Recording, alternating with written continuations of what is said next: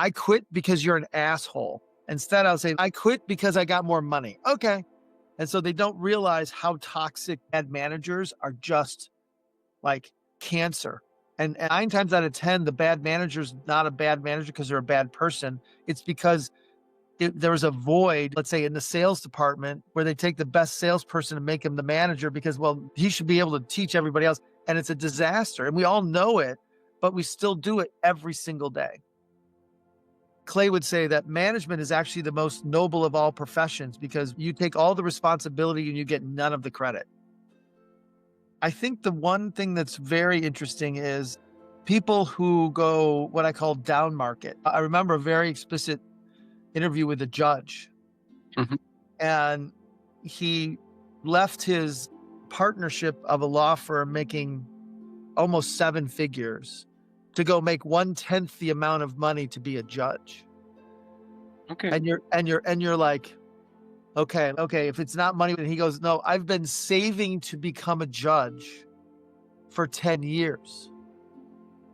And I said, well, what was the triggering point? He goes, when I got to the point where we had enough money and I had enough to pay for college, once I knew I had enough for all that, I was ready to go. But he had told nobody that he was working to become a judge. Right. And so it's this aspect of how many people are so intentional about this. And then there's so many people who are reactive about this. And so one other thing I would say is most people think of their career as a straight line. And most people don't realize how they got where they got. And the number one phrase we always got was, oh, I just got so lucky.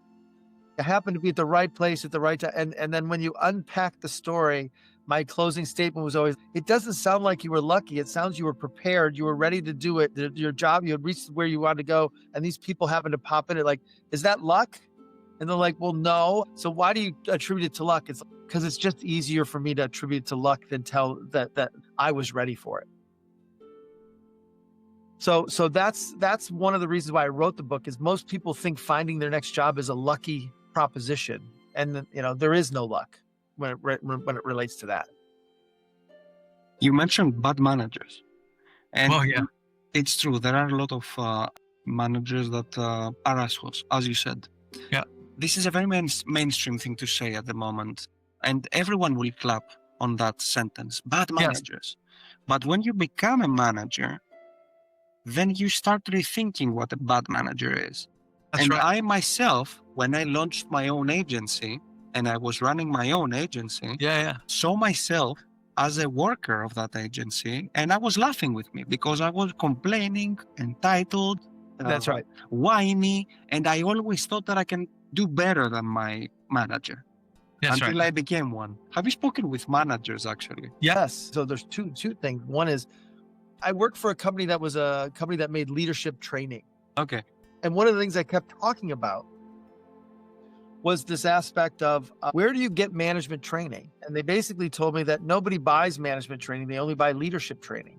And so the notion is, how do you hold somebody accountable? How do you set goals? When you become a manager, it's almost assumed you know how to do all those things. And there's a whole set of skills that you're supposed to be able to get. But nobody's actually providing that level of training because it seems so obvious. But literally, we're horrible at it. Yep. How do you give feedback? How do you give negative feedback? How do you have a difficult conversation? All of these basic managerial tools are kind of left to you as the moment you become a manager. It's like, oh God, I got to learn all this stuff.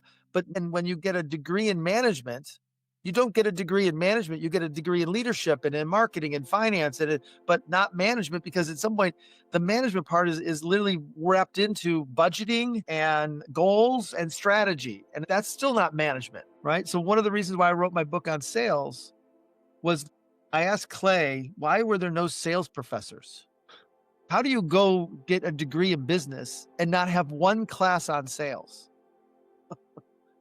Now my book is actually taught in somewhere between 30 and 35 different universities as a primer to business, because at some point you got to know how people buy, which then tell you how to sell. And so it's the same kind of premise. There needs to be a management book. I know I'm not the one to write it, but somebody should be writing. There was a very famous book when I was young called The 1 Minute Manager, which basically outlined all the basic skills of what you need to be a good manager. And it was very, very useful. But the fact is I think it's fallen by the wayside. And again, I don't think people know how to be a manager or are trained to be a manager.